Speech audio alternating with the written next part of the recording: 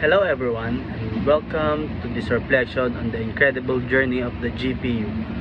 From rendering graphics in video games to powering artificial intelligence, digital twins, and metaverse, and more.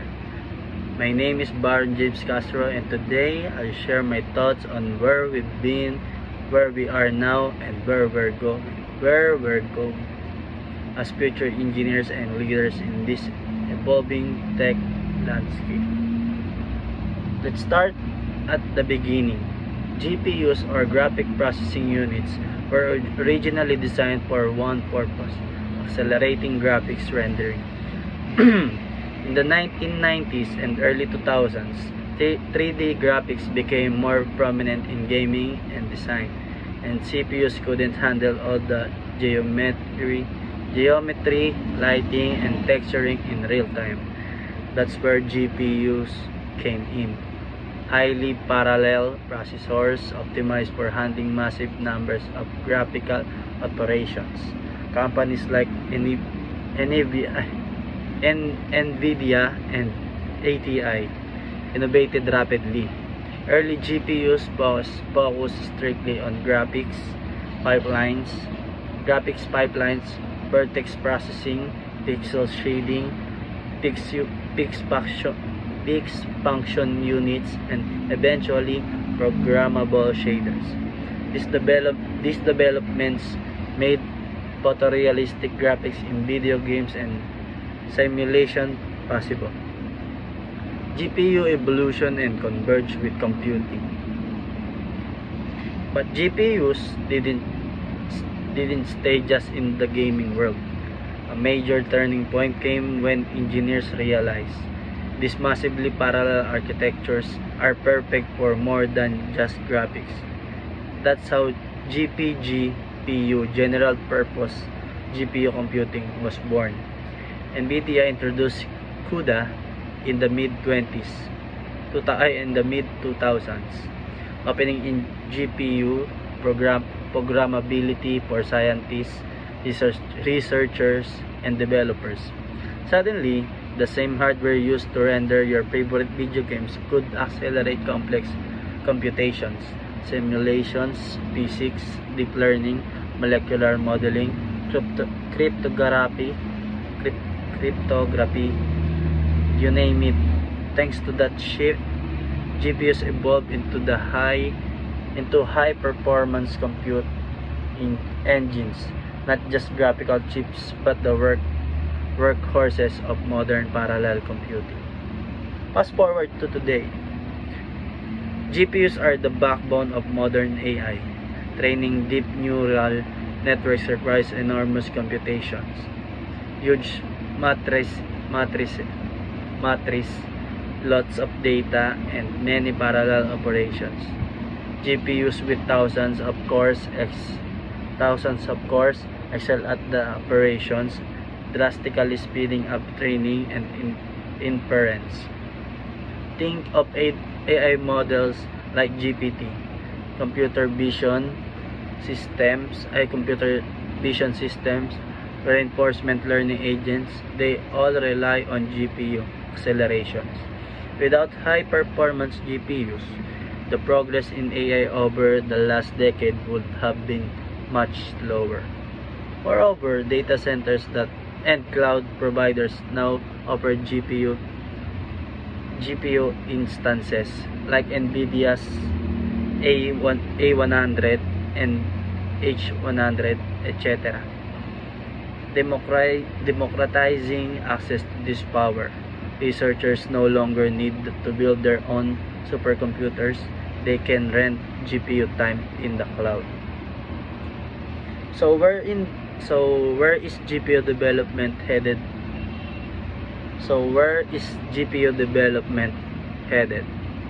Here are some of my thoughts. Number 1, specialized accelerators. We're already seeing GPUs that are increasingly tailored for AI, like Tensor cores for matrix math, RT cores for ray tracing, and DPUs for networking and data handling. In the future, GPUs may evolve further or be complemented by even more specialized accelerators like a AI dedicated ASICs, neuromorphic chips, or photonic processors. Number 2, energy efficiency and sustainability. Excuse me. As AI models grow larger, the energy cost of training becomes a real problem. Future GPU innovation will likely emphasize power efficiency, reducing energy per operation, and even integrating advanced cooling or new materials.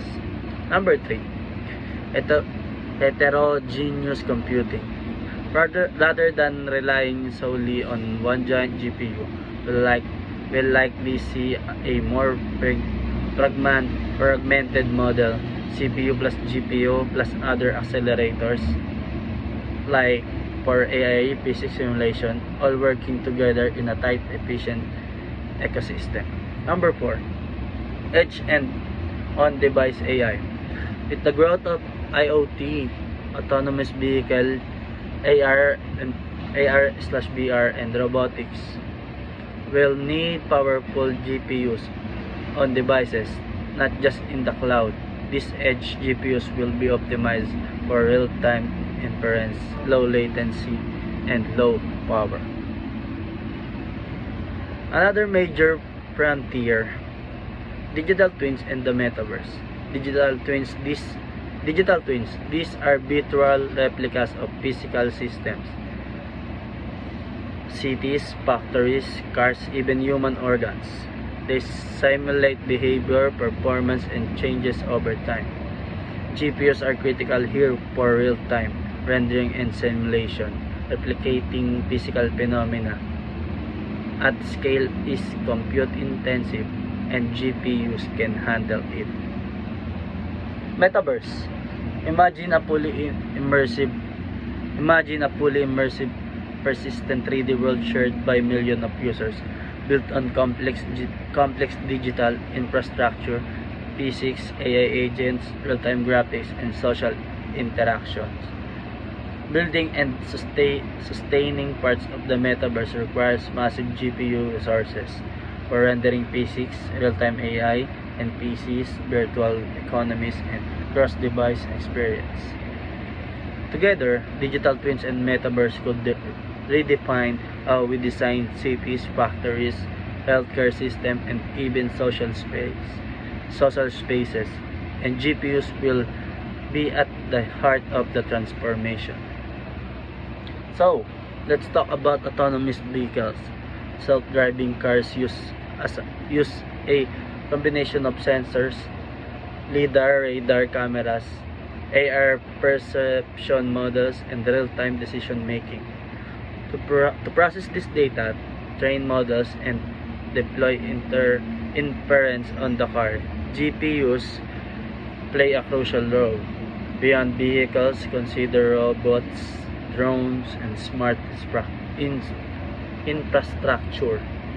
All of these need powerful, efficient compute to interpret sensory data, make decisions, and act often in real time.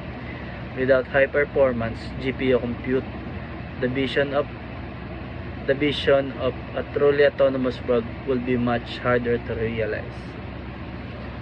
Of course, as future engineers and leaders, we must also be mindful of the risks and challenges.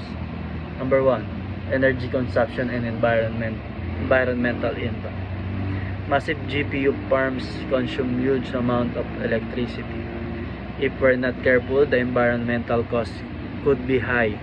We need to prioritize sustainable designs, green data centers, and energy efficient hardware. Excuse me. Number 2, inequality and access. High-end GPUs are expensive. If only elite institutions or big companies can afford GPU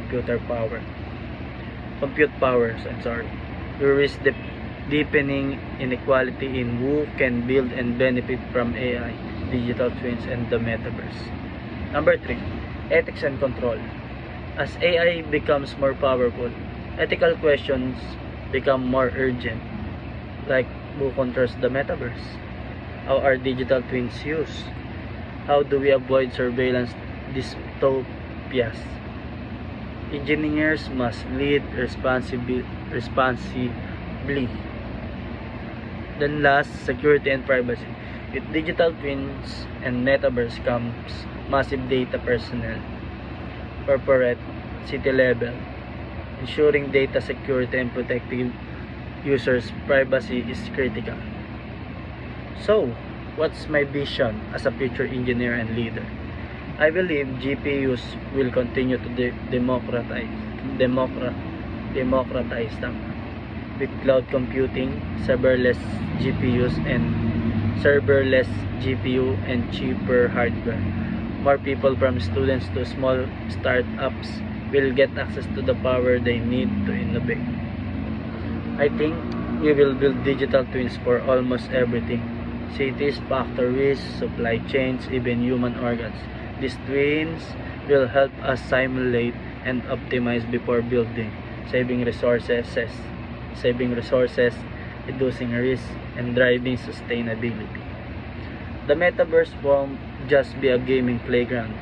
It will be a platform for remote work, education, healthcare, and social connection, and the cultural expression.